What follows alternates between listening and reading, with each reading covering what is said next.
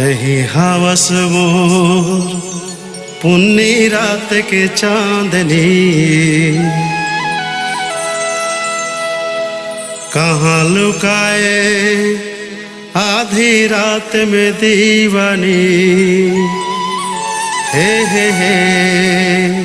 ला ला ला ला ला ला ला ला ला ला ला ला।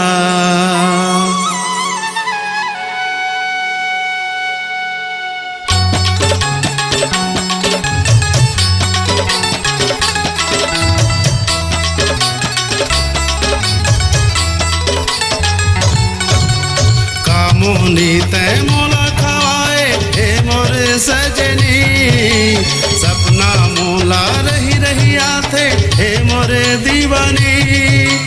का मोहनी तय मोला खवाए हे मोर सजनी, सपना मोला रही रही आथे हे मोर दीवानी।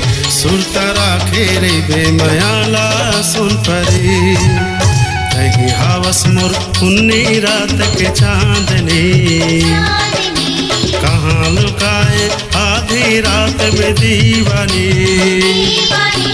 कहीं हवस मोर पुन्नी रात के चांदनी, कहाँ लुकाए आधी रात में दीवानी।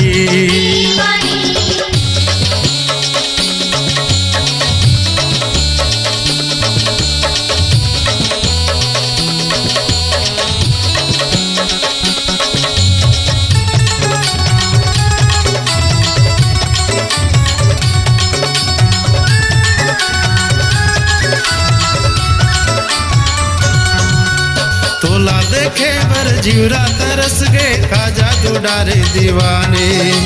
मोर फूल कैना मन मोही डारे, कैसे बताऊं मैं रानी।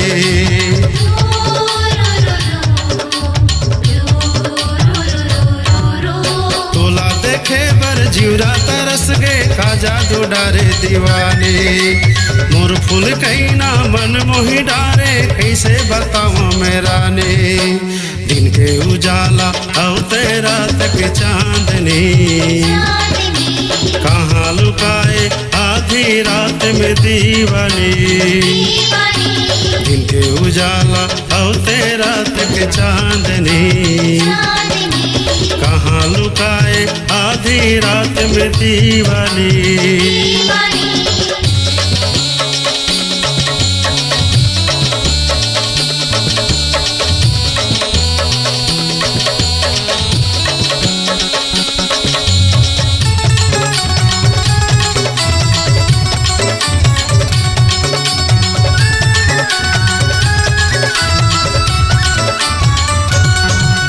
लाली गुलाबी तोर चेहरा है, आँखी हवे मलिक नैनी। तोर बिना सुनना पारा मोहल्ला, बिरसा हो गई जिंदगानी।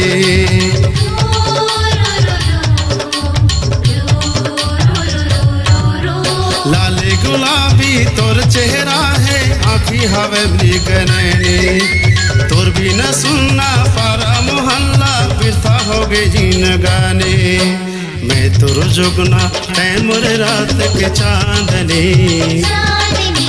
कहाँ लुकाए आधी रात में दीवानी।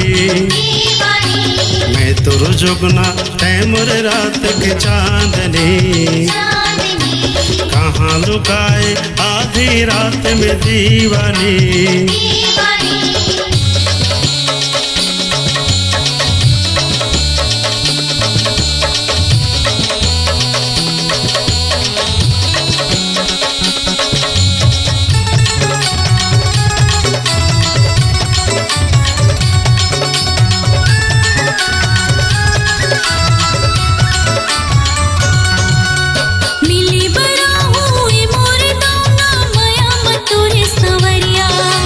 मन के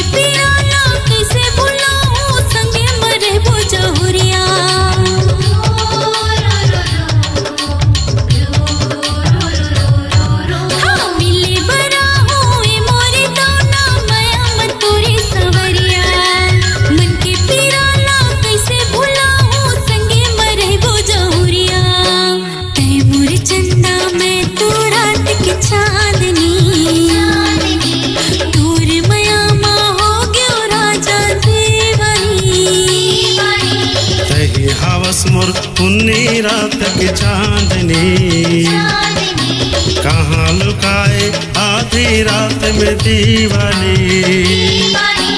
ऐ मोर चंदा मैं तो रात की चांदनी, तोर मया माँ हो क्यों राजा दीवानी। अपनी आवाज को दीजिए एक नया मुकाम।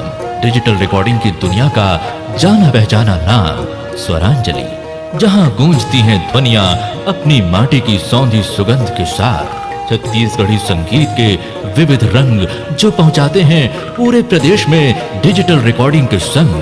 स्वरांजलि स्टूडियो, नेमीचंद गली नंबर 2, गंजपारा, रायपुर।